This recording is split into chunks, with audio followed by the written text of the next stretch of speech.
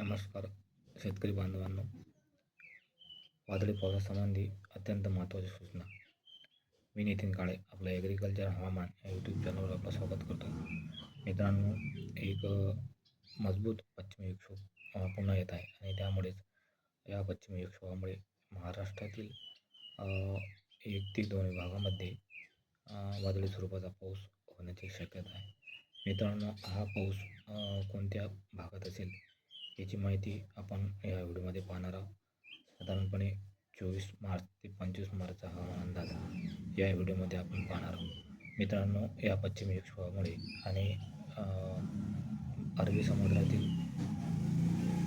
या पावसाला पोषक स्थितीमुळे महाराष्ट्रासोबतच दक्षिण भारतातील 1 ते 2 राज्यांमध्ये सुद्धा वादळी स्वरूपाचा पाऊस होण्याची शक्यता आहे.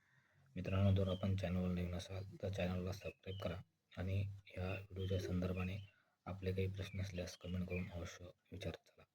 मित्रांनो, या पश्चिमी विक्षोभामुळे आणि अरबी समुद्रातील कमी दाब क्षेत्रामुळे महाराष्ट्रातील दोन्ही भागामध्ये वादळी स्वरूपाचा पाऊस होण्याची शक्यता आहे. पश्चिम महाराष्ट्रात हा पाऊस राहण्याची शक्यता आहे आणि मराठवाडा विभागातील काही भागामध्ये हा पाऊस होण्याची शक्यता आहे. साधारणपणे राजापूर, कणकवली आणि सावंतवाडी या भागामध्ये हा पाऊस होण्याची शक्यता आहे. वादळी स्वरूपाचा पाऊस होण्याची शक्यता आहे. त्याचप्रमाणे लोहारा, लातूर, उदगीर, कडगाव आणि मोहा या भागातसुद्धा हा वादळी स्वरूपाचा पाऊस होण्याची शक्यता आहे. मित्रांनो, उर्वरित विभागामध्ये जसे की पूर्व विदर्भ आणि पश्चिम विदर्भ आणि उर्वरित मराठवाडा विभागात पाऊस होण्याची शक्यता नाही. हा भाग सोडता इतर भागामध्ये काही प्रमाणात ढगाळ वातावरण राहण्याची शक्यता आहे आणि तापमानसुद्धा 2 ते 3 अंश डिग्रीसने वाढण्याची शक्यता आहे. मित्रांनो, महाराष्ट्रासोबतच 24 मार्च रोजी दक्षिण भारतातील कर्नाटक या राज्यामध्ये वादळी स्वरूपाचा पाऊस होण्याची शक्यता आहे. कर्नाटकमध्ये बहुतांश भागामध्ये हा वादळी स्वरूपाचा पाऊस राहणार आहे. त्याचप्रमाणे केरळ राज्यातसुद्धा हा पाऊस राहण्याची शक्यता आहे. केरळ राज्यातील बहुतांश भागामध्ये 24 मार्च रोजी हा वादळी स्वरूपाचा पाऊस राहण्याची शक्यता आहे. त्याचप्रमाणे पूर्व किनाऱ्यावरील काही भागामध्ये सुद्धा हलक्या स्वरूपाचा पाऊस या 24 मार्च रोजी होण्याची शक्यता आहे. मित्रांनो, या पश्चिमी विक्षोभामुळे 25 मार्च रोजीसुद्धा महाराष्ट्रातील काही विभागामध्ये पुन्हा हलका ते मध्यम स्वरूपाचा पाऊस होण्याची शक्यता आहे.